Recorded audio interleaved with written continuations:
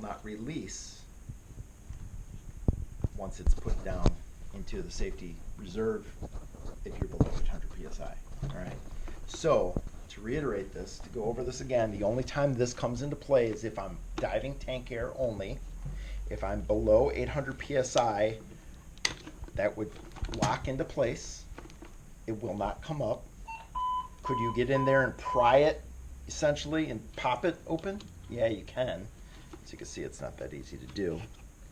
But you can get in there and pry it and pop it open. All right.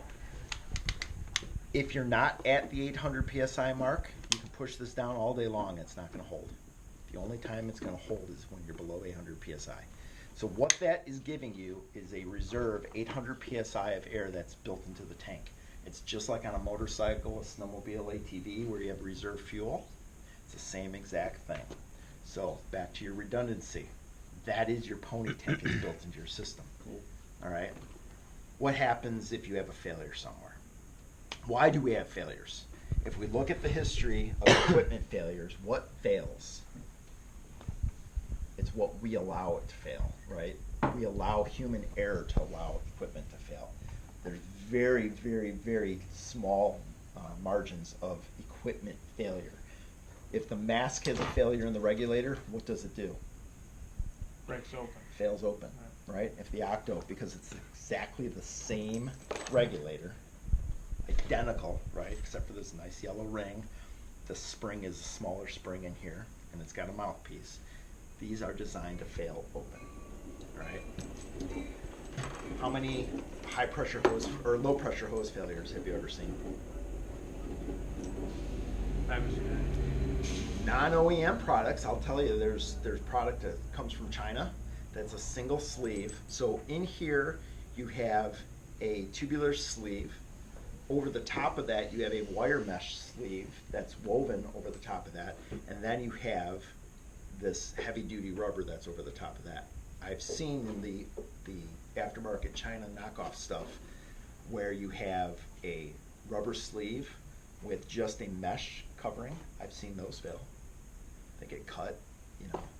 But we've actually, knock on wood, have not had a major hose failure whatsoever. And if it does fail, usually it'll crack and just leak air. It doesn't rupture and split. Have you seen where your octo will leak or it'll fall off? Or I know you guys in Division 3 had an incident where this connection, there was an aftermarket product that popped off, right? And again, human error probably, right? But what we know about this right here is if it's not on tight, what's going to happen? It's going to leak. It's going to tell you before you get in the water, hey, we've got a problem, tighten this down. All right, so that's something that is kind of built into that whole system. Be careful with your heads-up display wire, right? How it locks in there. There's a 90-degree fitting. If you guys, I don't think we gave you 90-degree fittings. Maybe I'll let you try one or two to see if you like it. It's a 90-degree swivel. It's a double-ended OEM, so either side, if it's not hooked up all the way, it will leak, right? So it has to be set there, but it gives you the ability to have 90-degree and kind of keeps this hose down a little bit. So I'll throw some to Sam's way for trial. Is your setup have the 90? I mean, it seemed with that coming from the opposite side, it'd probably be the way to go, huh? Yeah, it's not a bad idea. Yeah. It just brings it down and allows you to sit it into that position. The mask, are you guys familiar with the positive pressure? So this is natural rubber positive pressure. Our natural rubber masks with positive pressure are tested and approved to WMD specs, right? So with supplied air, I'm not worried about if I take my mask off and it's leaking or free flowing with the positive pressure. Most of us got away from the positive pressure because when we come to the surface, we'd hit our mask down, it would pop and it would be screaming air. On supplied air, it doesn't matter to me, right? I'm also concerned with positive pressure if I'm not diving supplied air that if I have a little bit of leakage around here, keeping that bad stuff from coming in, then I'm using too much air, right, with positive pressure. So that's another reason why a lot of departments went to demand. The challenge is depending on what we're diving in, let's say the North Branch of the Chicago River over here, we know what's in there, and it's nasty. I don't want anything leaking into my mask, getting into my face, especially spraying up and hitting me in the eyes. So with supplied air, you want positive pressure and you want natural rubber because of its ability to protect.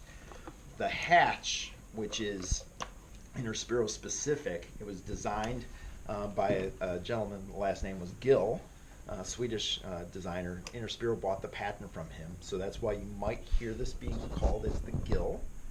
There's another product out there, it's called the ABV, ambient breathing valve. That one requires you to turn it, okay? And it's a single membrane that basically stops water from coming in. So if you have a demand mask and the ABV is open with that single membrane and it's not really solid and you get in the water and you don't take a breath, what's going to happen? You're going to have water coming through. With positive pressure, with the Gill, it's double layered. There's 8 O-rings built into this thing, all right? With positive pressure, I can go under and keep this thing open, and I'm not going to fill it up with water.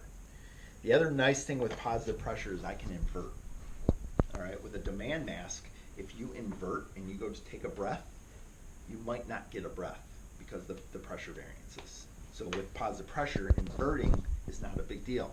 So when are we going to be inverting? Possibly hooking airbags up to a vehicle, right? That's probably our biggest area, trying to get down into a wheel well that's buried in the mud and we have to invert. So with positive pressure, you won't have that issue. What you are going to do is I'm gonna switch these out for you. Right away, there's an adjustment lever that we can take a micro screw and tighten these things up so that they don't pop. They don't come that way. Why, I don't know. We've asked, but I'm like, can't you just build these things with that adjustment lever on? It's a afterthought, I guess.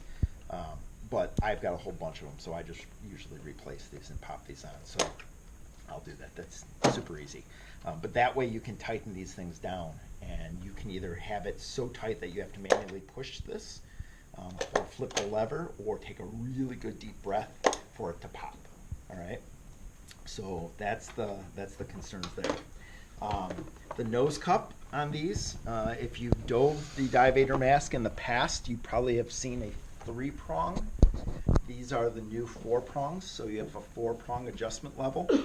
So that can be adjusted to the specific diver. When we put your comm units in there, your microphone is not designed to sit right in front or underneath this. Some of the old 3-cup nose cones had a little cutout, and they thought that was supposed to be in there. If you ask OTS or you read the instructions, they'll tell you that this is to be offset. The clarity is much greater with it offset versus directly in front. The moisture from your breath actually saturates this microphone and distorts it a little bit if it's right in front, so you want that to offset. All right, so that's your comm unit. It's the same connection that you guys are currently using, that almost everybody in the Midwest that I know of, or nationwide know, almost everybody's using that. So you can plug and play into almost any comm unit. Questions about the masks? That's up display. All right, let me show you, since I have them both here right now. So the difference between positive pressure, and when you're putting this on, you should spin this, not this, okay?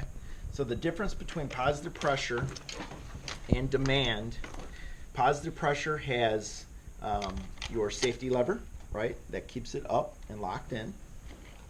Essentially, the regulator is the same exact thing, right?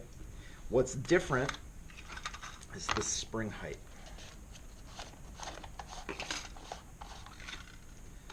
So what is different here is the spring height.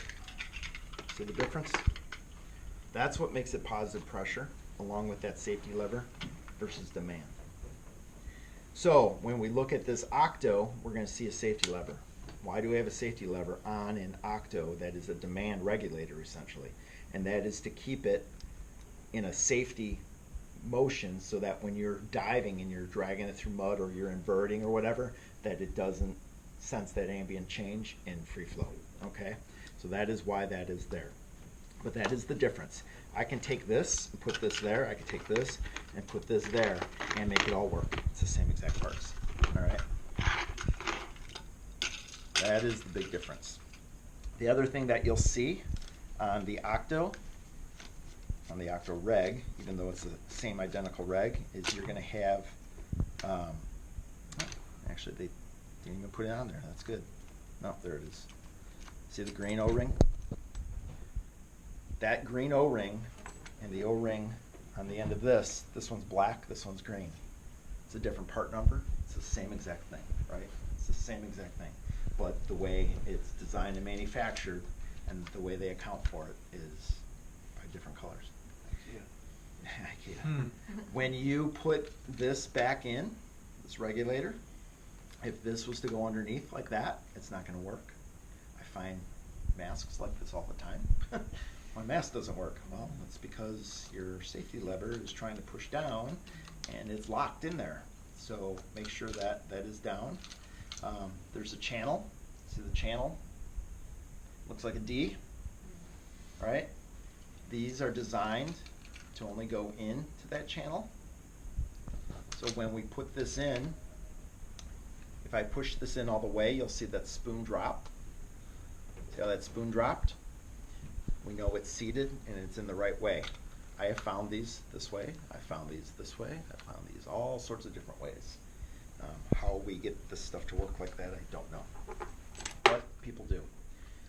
One thing that I could tell right away if I'm swimming up to you in the pool and your Octo is leaking, you probably don't have this